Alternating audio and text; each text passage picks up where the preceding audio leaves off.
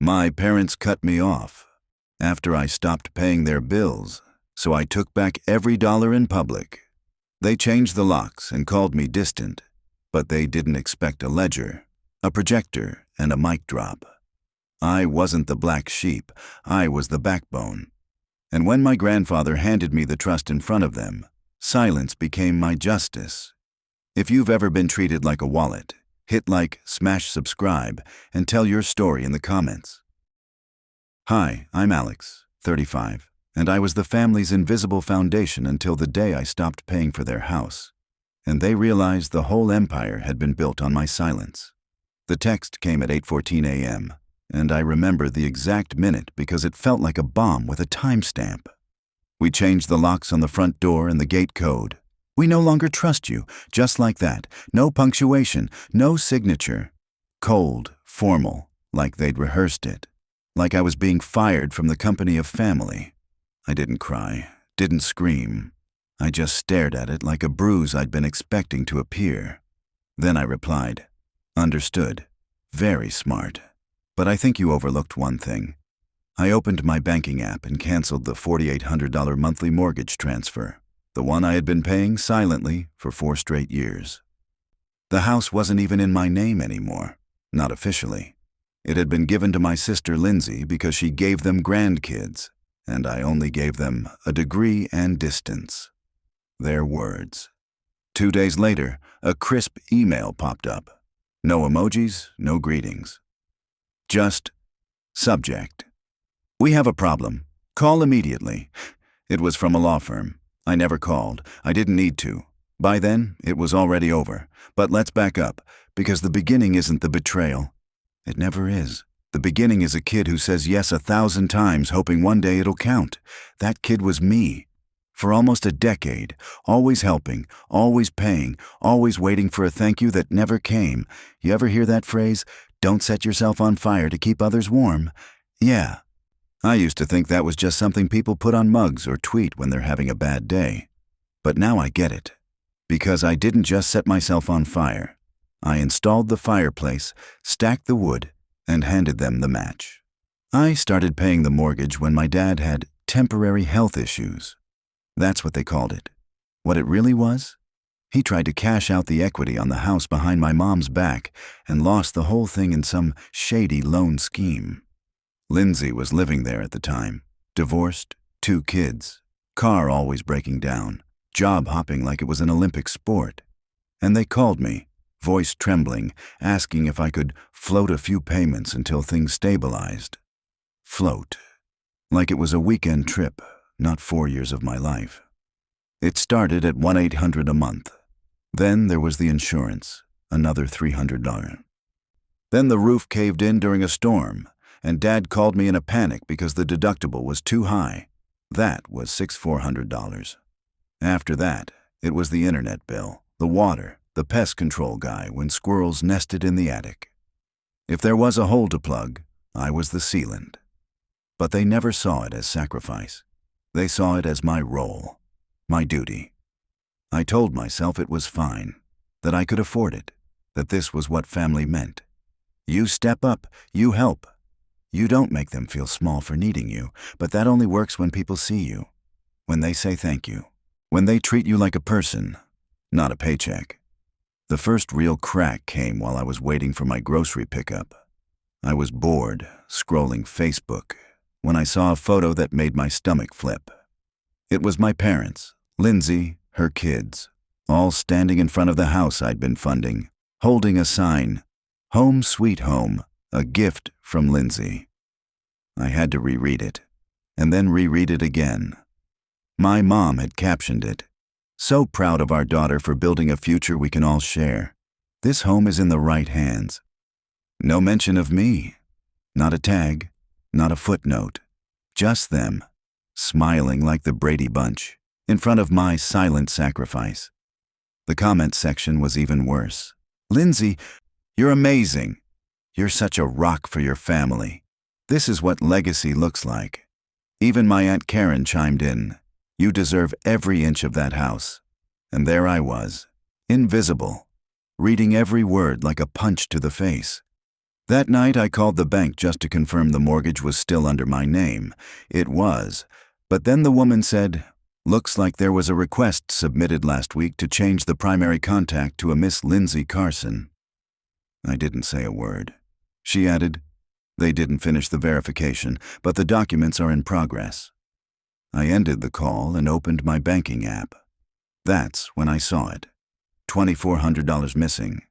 A transfer to a card I hadn't used in over 2 years.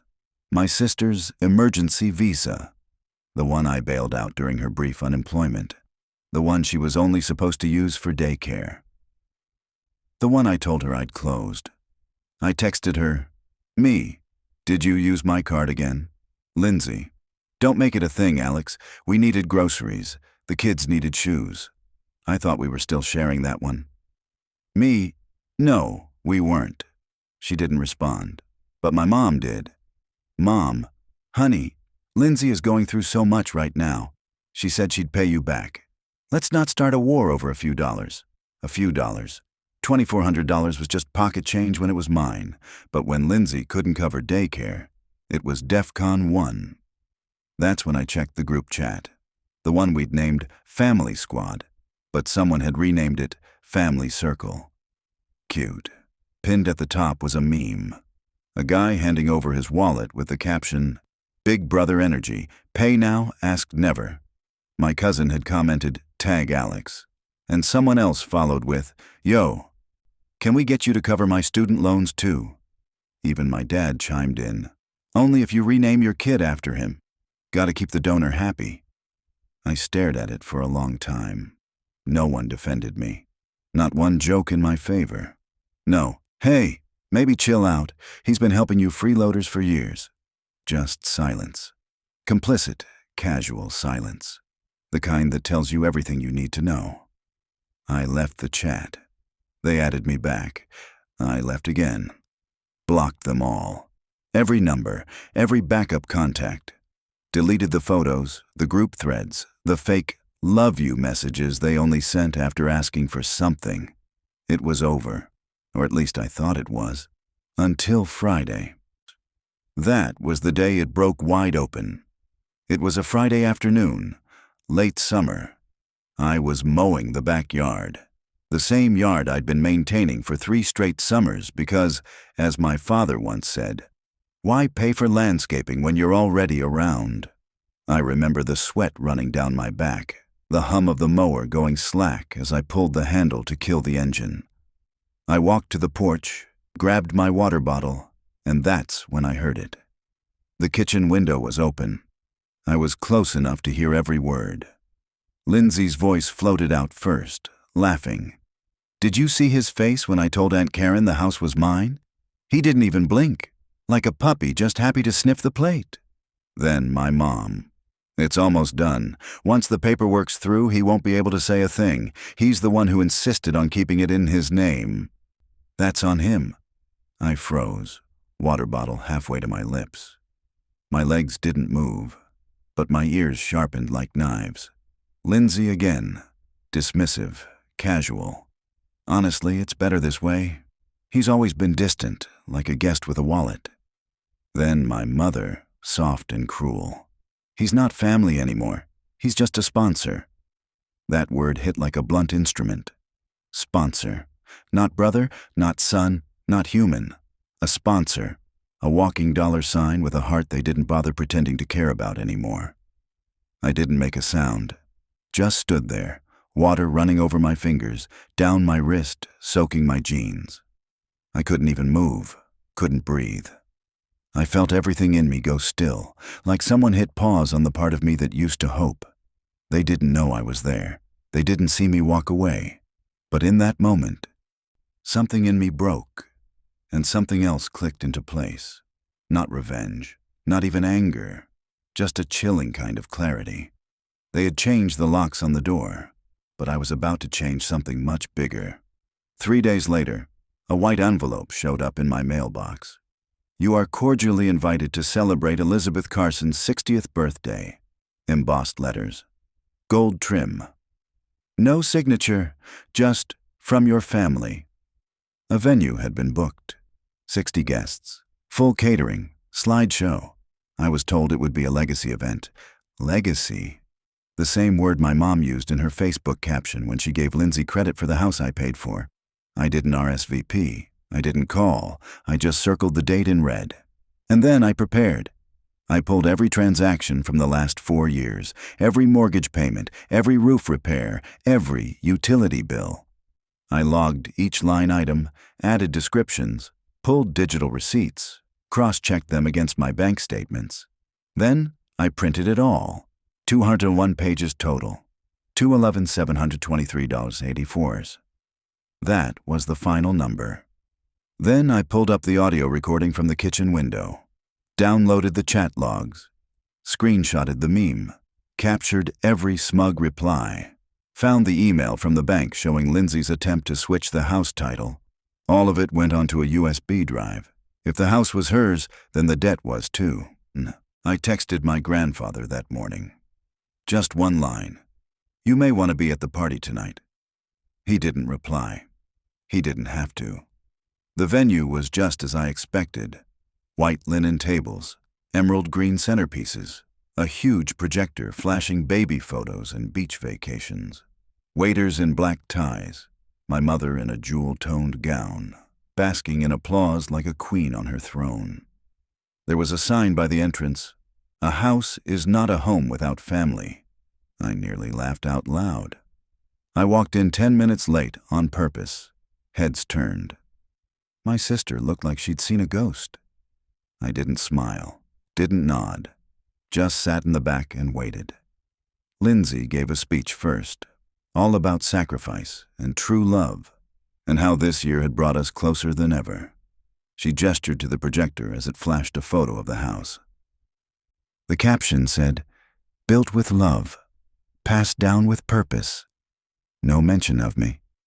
Then my mother stepped up, tears in her eyes. "I'm proud of my daughter Lindsay," she said, voice trembling just right. "She's shown what legacy truly means. And I'm grateful that this home, our home, will stay in the right hands." Applause. Until I stood up. Calm, quiet. Just enough presence to suck the air out of the room. "I wasn't going to say anything tonight," I began, walking slowly to the mic. "But since we're talking about legacy, let's do the math." Click. The projector screen changed. Audio played. My mother's voice. "He's not family anymore. He's just a sponsor." Gasps. A wine glass hit the floor. I didn't flinch. Click. Screenshots. Group chat. "Tag Alex. Rename your kid after him. Keep the donor happy." Click. Line item ledger. 1-800 times 48 months, plus property taxes, plus storm repair.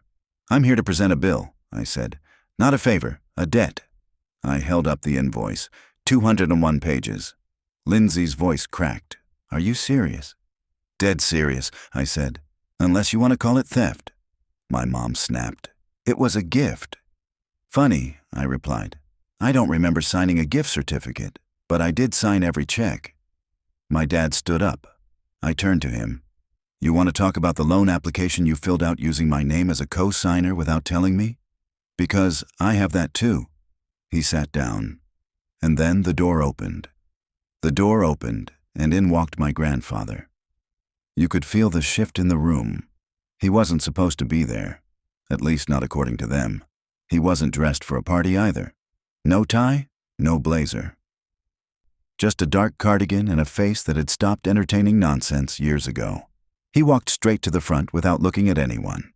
Then he picked up the mic my mother had just used, the same one Lindsay had been glowing into minutes earlier. Silence. He looked at my father first. "You raised a thief," he said, calm as a judge. "And a coward." Gasps again. Someone near the back muttered, "What the hell is happening?" Grandpa turned his gaze to my mother. "You let him bury his son in silence. But the thing about mud," he added, glancing my way, "is it doesn't hide footprints for long." Then he looked directly at me. "The trust is yours now," he said. "The one your father tried to redirect." Murmurs rippled through the room. "I changed it last week," he continued. "Lindsay's name has been removed. Completely. Lindsay actually staggered. She caught herself on the back of a chair and let out a half laugh like it was all a joke. But her face said otherwise. My mother's jaw clenched. She was trying not to lose control in front of everyone. "You want legacy?" Grandpa said, his voice rising now. "Earn it, the hard way." And with that, he dropped the mic. Literally. It hit the floor with a hard thud that echoed across the tables. Then he walked out. No goodbyes, no applause, just the heavy truth, nailed to the room like a painting. I walked over to the gift table, quietly placed my 211-page invoice between the family scrapbook and a box of wine. Then I turned around, met their eyes, and said loud enough for the back row to hear, "You changed the locks."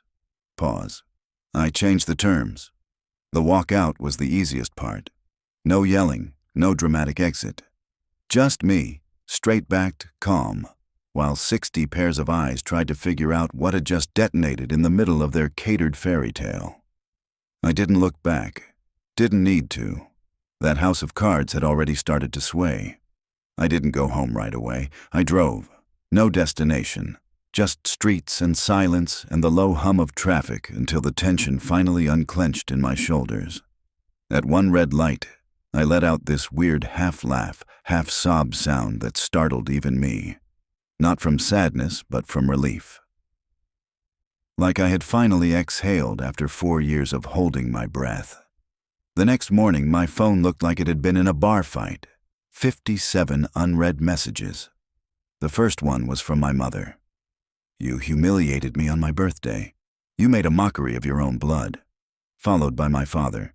"You think money fixes everything? You're not part of this family anymore." No surprise there.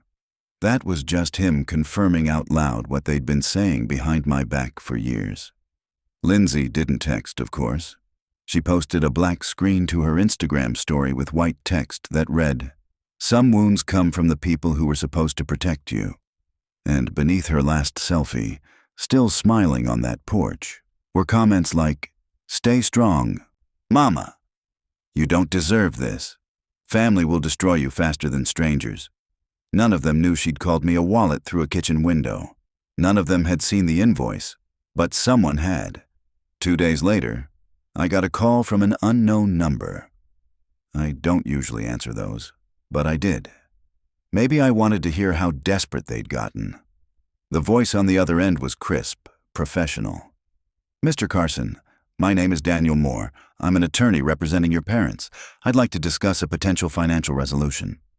I didn't say anything. He kept going. "They're not looking to escalate this. They'd like to resolve it quietly. No press, no social media. In exchange, they're prepared to offer a settlement." I let that sit.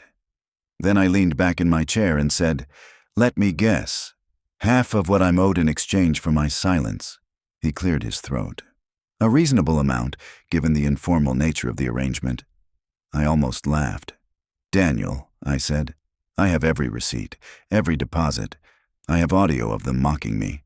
I have group chat screenshots, credit applications in my name, proof of unauthorized withdrawals. I could bury them with one tweet." He paused. "That's why we're calling." "Good," I said. "Here's how this works. Full repayment, every cent, or I file a public claim and attach the audio. You have 72 hours. Another pause. Then, "Understood. I'll be in touch." Exactly 72 hours later, the wire transfer hit. 2011-7-23-84. Labeled reimbursement settlement. No further liability acknowledged. It didn't come from my parents, not even Lindsay. The sender was a private LLC registered in Nevada under a name I didn't recognize. Probably a friend of my father's, or a shell company they scrambled to create before I filed anything official. Honestly, I didn't care, as long as it cleared. And it did. I printed the transaction confirmation, saved it in 3 places, filed a backup, made sure every cent was accounted for. Then I did nothing. No response, no thanks, no comment. I wasn't here to make peace. I was here to be paid. A week later, I made a video. Clean background, no drama. Just a steady voice. Some people think closure means forgiveness. For me, it came with a wire transfer. 2 on 11/7/23/84s. The price of 4 years of silence and financing someone else's fantasy. I blurred the account details, but left the total in bold. They called me family. Then they called me a sponsor. Now they can call me settled. This isn't about hate. This is about facts. And facts have receipts. The video went viral. Again. Even bigger this time. Therapists shared it. Financial advisors quoted it. Adult children of toxic families stitched it with their own stories. One guy DM'd me saying it inspired him to cancel his mom's car lease. I didn't reply. I didn't need to. That same day, a voicemail came in from my father. So that's it. You really think money fixes it? You think you won? I didn't listen to the rest. Just hit delete. They'd changed the locks. I changed the terms. I never responded to their messages, never answered their calls. I didn't even unblock them. They didn't deserve the courtesy. I had the receipts, the wire, and most importantly, my peace. That was new. The quiet. No. Can you send something real quick? No passive-aggressive, guess who hasn't called their mother lately? Texts. Just quiet. I moved into a small apartment. Nothing fancy, but it had big windows and light. Actual light. Not that filtered, guilty fog I used to live under. My phone was silent, and I realized I liked it that way. No family group chat, no surprise bills I didn't create. People asked if I felt lighter. I didn't. I felt clearer. Like someone had wiped the fog off a mirror, and I finally saw my own face. Not the dutiful son, not the wallet. Just me. The thing about cutting people off is that everyone assumes it's a tantrum, a reaction. But this wasn't a snap. It was a slow unlearning. 4 years of swallowing my worth and finally deciding not to choke on it anymore. And no, they never apologized. Never even tried. Not a letter, not a call, not even a fake holiday card with a forced message like, "Hope you're well." Nothing. They vanished. Just like I knew they would. People still ask me sometimes, usually after hearing the story secondhand, "But they're your family. Doesn't that matter?" And I get it. I do. That instinct to protect the idea of family is strong, like it's something sacred just because it shares your last name. But I don't flinch anymore when I hear that question. I just nod and say, sure, in the way that a cage is technically a home, if you've never known anything else. Because the truth is, I didn't walk away from family. I walked away from a cycle, one built on guilt, expectation, and financial manipulation disguised as love.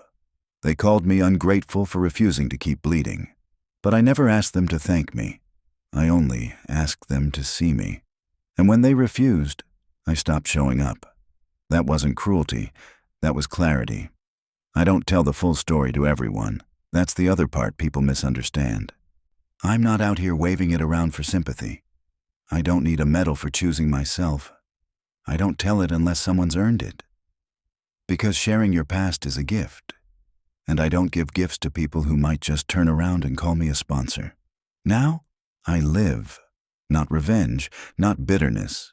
Just a quiet, ordinary life that belongs entirely to me. I work, I read, I make coffee in the morning and actually taste it. My fridge has food I bought for myself. My bills only have my name on them. My phone rings, and if I answer, it's someone who wants to hear my voice, not someone who needs a favor. I don't check my old accounts anymore. At first I did, just to see if they'd reach out. A moment of weakness, maybe. But they didn't. Not once. And I'm glad, because if they had, I might have hoped for a second. And hope, in the hands of people like that, is just another trap. They probably tell people I changed, that I turned cold, that I lost my way. I let them. That's fine. Everyone needs a story that helps them sleep. Mine is simple. I stopped mistaking access for love. And for the first time in my life, I feel whole. Not healed, not fixed, just free.